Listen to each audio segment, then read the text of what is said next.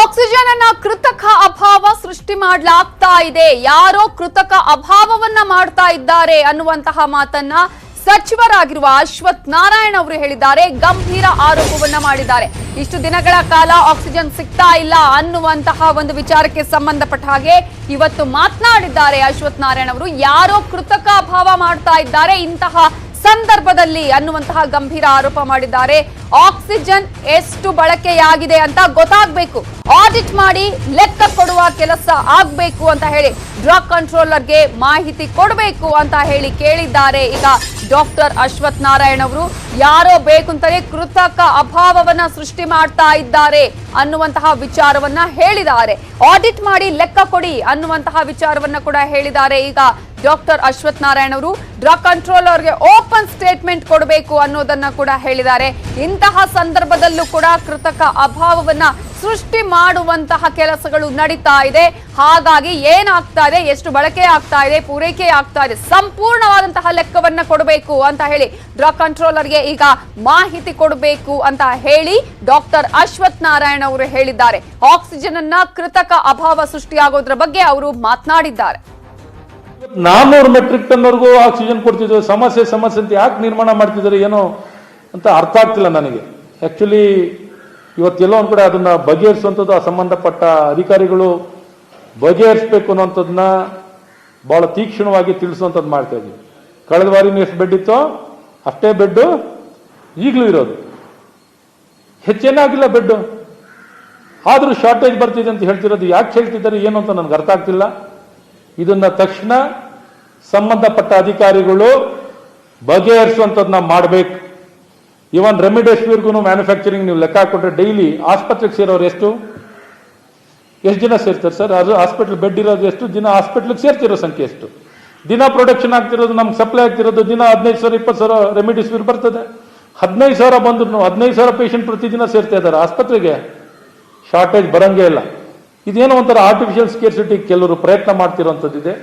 ಈ ಪ್ರಯತ್ನಕ್ಕೆ ತಡೆಗಟ್ಟಕ್ಕೆ ನಿರ್ವಹಣೆಯನ್ನು ಮಾಡಿ ತಡೆಗಟ್ಟಂಥದ್ದನ್ನ ಮಾಡ್ತೀವಿ.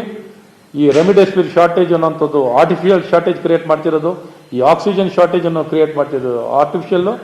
ಇದೆಲ್ಲ ಒಂದ್ ಕಡೆ ಸಮಸ್ಯೆ ನಿರ್ಮಾಣ ಮಾಡೋಕ್ಕೆ ಕೆಲವರು ಏನೋ ಸ್ಕೇರ್ಸಿಟಿ ಕ್ರಿಯೇಟ್ ಮಾಡೋಂಥ ಮಾಡ್ತಿರೋಂಥದ್ದು. ಇವನ್ನೆಲ್ಲ ತಡೆಗಟ್ಟಲಿಕ್ಕೆ ತಕ್ಷಣ ಪ್ರಯತ್ನಗಳನ್ನು ಆಗುವಂಥದ್ದಾಗಬೇಕು. ಸಂಬಂಧಪಟ್ಟ ಅಧಿಕಾರಿಗಳಿಗೆ ತೀಕ್ಷ್ಣವಾಗಿ ತಿಳಿಸಿ ಬಗೆಹರಿಸುವಂತದ್ದನ್ನ ಮಾಡುವಂತದ್ದಾಗುತ್ತೆ. ಇವತ್ತು 400 ಮೆಟ್ರಿಕ್ ಟನ್ ವರೆಗೂ ಆಕ್ಸಿಜನ್ ಕೊಡ್ತಿದ್ರು. ಸಮಸ್ಯೆ ಇದರ ಬಗ್ಗೆ ಡೀಟೇಲ್ಸ್ ಕೊಡೋದಕ್ಕೆ ನಮ್ಮ ರಿಪೋರ್ಟರ್ ಕೃಷ್ಣ ಫೋನ್ ಸಂಪರ್ಕದಲ್ಲಿದ್ದಾರೆ. ಕೃಷ್ಣ, ಹಲವು ದಿನಗಳಿಂದಲೂ ಆಕ್ಸಿಜನ್ ಸಮಸ್ಯೆ, ವೆಂಟಿಲೇಟರ್ನ ಸಮಸ್ಯೆ, ರೆಮ್ಡೆಸಿವಿರ್ ಸಮಸ್ಯೆ ಬಗ್ಗೆ ಹೇಳ್ತಾ ಇದ್ವಿ. ಕೊನೆಗೂ ಸರ್ಕಾರ ಎಲ್ಲಿ ಯಾವ ರೀತಿಯಾಗಿ ಸಮಸ್ಯೆ ಆಗ್ತಾ ಇದೆ ಅನ್ನೋದನ್ನ ಹುಡುಕುವಂತಹ ಪ್ರಯತ್ನಕ್ಕೆ ಕೈ ಹಾಕಿದೆಯಾ? ಕೃತಕ ಅಭಾವವನ್ನು ಹಾಗಾದ್ರೆ ಸೃಷ್ಟಿ ಮಾಡ್ಲಾಗ್ತಾ ಇದೆಯಾ? ಸಚಿವರೇ ಗಂಭೀರ ಆರೋಪ ಮಾಡಿರುವ ಹಾಗೆ. ಖಂಡಿತವಾಗ್ಲೂ ನಮಿತಾ, ಯಾಕಂದ್ರೆ ಸಂಪುಟದಲ್ಲಿರತಕ್ಕಂತ ಸಚಿವರೇ ಈ ಬಗ್ಗೆ ಧ್ವನಿ ಎತ್ತಂತ ಸಂದರ್ಭದಲ್ಲಿ ನಾವು ಅರ್ಥ ಮಾಡ್ಕೊಳ್ಬೇಕಾಗತ್ತೆ. ಯಾಕಂದ್ರೆ ಕೃತಕ ಅಭಾವವನ್ನ ಸೃಷ್ಟಿಯಾಗಿದೆ ಅನ್ನುವಂಥದ್ದು. ಆದ್ರೆ ಎಲ್ಲೋ ಒಂದ್ ಕಡೆ ಈಗಾಗಲೇ ಸರ್ಕಾರ ಪರಿತಪಿಸ್ತಾ ಇರುವಂತದ್ದು ಆಕ್ಸಿಜನ್ ಸಿಗ್ತಾ ಇಲ್ಲ. ಮತ್ತೆ ಈಗಾಗಲೇ ಕೇಂದ್ರ ಸರ್ಕಾರಕ್ಕೂ ಕೂಡ ಮನವಿಯನ್ನ ಮಾಡಿದ್ದಾರೆ ಕೇಂದ್ರ ಸರ್ಕಾರದ ರಾಜ್ಯ ಸರ್ಕಾರದಿಂದ. ಆದ್ರೆ ಎಲ್ಲೋ ಒಂದ್ ಕಡೆ ಈಗ ಆಕ್ಸಿಜನ್ ಅನ್ನ ಯಾರು ಬಳಕೆ ಮಾಡ್ತಿದ್ದಾರೆ, ಮತ್ತೆ ಎಷ್ಟು ಮಟ್ಟಿಗೆ ಅದು ಯಾರಿಗೆ ಅದು ಉಪಯೋಗ ಆಗ್ತಿದೆ ಅನ್ನುವಂತ ಪ್ರಶ್ನೆಯನ್ನ ಈಗ ಸ್ವತಃ ಮುಖ್ಯಮಂತ್ರಿಗಳಾಗಿರ್ತಕ್ಕಂಥ ಅಶ್ವಥ್ ನಾರಾಯಣ್ ಅವರು ಮಾಡಿರುವಂತದ್ದು. ಜೊತೆಗೆ ಇದನ್ನ ಎಷ್ಟು ಬಳಸ್ತಾ ಇದ್ದಾರೆ ಮತ್ತೆ ಎಷ್ಟು ಉಳಿದಿದೆ ಅದ್ರ ಬಗ್ಗೆ ಹೇಳಿದ್ರು ಕೂಡ ಸಂಕ್ಷಿಪ್ತ ವಿವರವನ್ನ ರಾಜ್ಯದ ಜನರ ಮುಂದೆ ಇಡಬೇಕು ಅನ್ನೋ ಒಂದು ಮಾತನ್ನು ಕೂಡ ಹೇಳಿದ್ದಾರೆ. ಜೊತೆಗೆ ಈ ಒಂದು ವಿಚಾರದಲ್ಲಿ ನನ್ಗೆ ಅನುಮಾನ ಕೂಡ ಇದೆ ಅನ್ನೋ ಒಂದು ಮಾತನ್ನ ಅಶ್ವಥ್ ನಾರಾಯಣ್ ಅವರು ಹೇಳಿದ್ದಾರೆ. ಈ ಬಗ್ಗೆ ಈಗ ಮಾಧ್ಯಮಗಳ ಜೊತೆ ಮಾತಾಡಿದ್ದೇನೆ.